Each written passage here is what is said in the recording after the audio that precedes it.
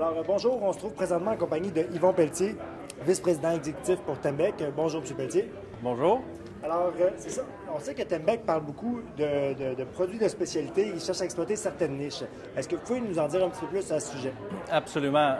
Tembec, ce qu'on appelle les pâtes d'isolvants de spécialité, c'est des pâtes qui se retrouvent dans des milieux, dans des produits pharmaceutiques, alimentaires, dans l'industrie très spécialisée. Donc, on parle des produits plus spécifiques, des éthers cellulosiques, de la cellulose microcristalline,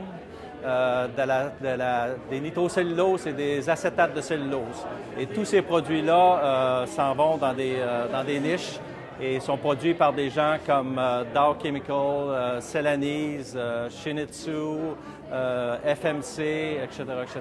Donc, ces produits-là sont identifiés comme les gagnants. C'est l'expression que vous utilisez. Là. Définitivement. C'est des produits où les prix sont très stables. La demande est quand même assez bonne. Les prix ont été à la hausse dans les dernières années, mais c'est des prix qui sont volatiles. Donc, ce ne sont pas comme des pâtes dissolvantes de commodité où on peut avoir des fluctuations de prix assez importantes. Oui, parce que si on regarde du côté des investissements qui ont été faits à l'usine de Témiscamingue, comment ces investissements s'insèrent dans votre stratégie d'investissement, justement?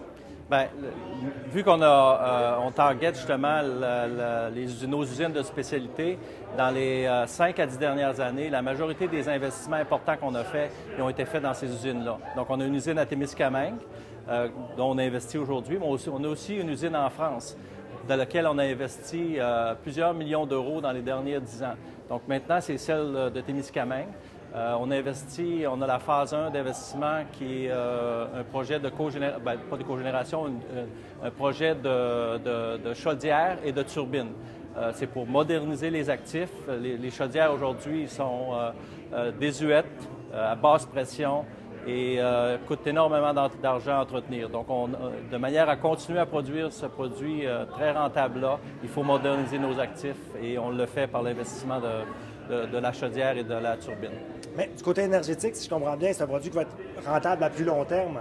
Alors, pourquoi Tembec s'intéresse à ces investissements-là? Parce que quand même, on croit que c'est important. Bien, il faut moderniser nos actifs pour être capable de continuer à opérer pendant les 20 à 30 prochaines années. Sans moderniser les actifs, l'usine aurait été potentiellement fermée dans les 3 à 5 prochaines années, de fait que son équipement n'était plus viable à moyen terme.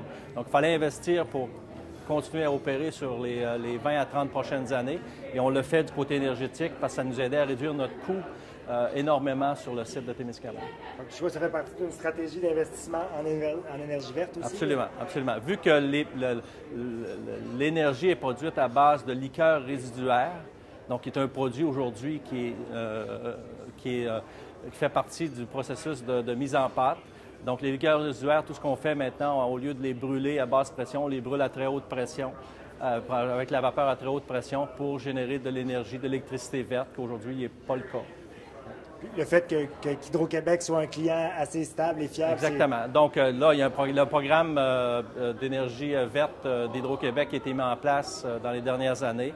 Et nous, on a eu la chance de participer dans ce programme-là, qui est sur 25 ans, avec des prix qui sont indexés au coût de la vie. Oui. Puis c'est ça aussi, c'est ça, pour Tembec, c'est important de regarder les produits de niche, mais le core business, ça reste quelque chose qu'il faut continuer à long terme. Absolument. Bien, on a décidé, comme l'a dit notre PDG au début de la semaine, d'investir beaucoup dans la pâte spécialisée. Et donc, c'est ce qu'on fait. On se concentre, on focus sur ces actifs-là pour les moderniser, les rendre plus efficaces et les rendre fiables pour nos clients. Parce que nos clients ont des marges très élevées, donc eux, ils regardent à la fiabilité de l'approvisionnement. Donc, nous, on doit démontrer qu'on va être un fournisseur fiable pour les 20 à 30 prochaines années. Si on regarde à plus long terme, il y a toujours des projets de recherche et développement. Je crois qu'on parlait de projets d'origami, génie de l'origami, où est-ce qu'on peut exploiter le papier dans sa 3e dimension. Oui, bien, est-ce qu'on a un projet de biocomposite? On a investi en collaboration avec le gouvernement fédéral et provincial 8 millions de dollars dans une usine pilote de production de biocomposites, qui est justement la cellulose en 3 dimensions et qui pourra aller éventuellement dans plusieurs, dans les structures, dans les automobiles, dans toutes sortes de matériaux, des biomatériaux. Ce sont des matériaux ultra légers, ultra petits. C'est ça, mais avec une forte résistance. Ah, très intéressant. Alors, je vous remercie beaucoup, M. Pelletier. Bienvenue.